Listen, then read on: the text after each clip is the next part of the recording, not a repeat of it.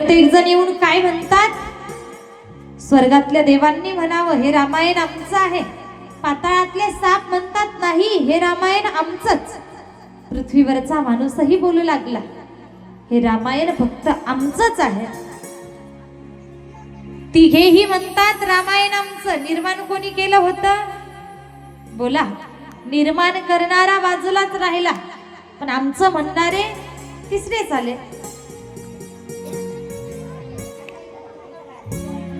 यांच्यामध्ये वादाची निर्मिती झाली. कोण? देव, सर्प आणि माणूस. तिघे आपापसात भांडू लागले, वाद करू लागले. रामायण आमचं आहे, प्रत्येक जण म्हणतोय रामायणाचा अधिकार फक्त आम्हाला आहे. आणि हा वाद जाऊन पोहोचला भगवान भोलेनाथांकडे.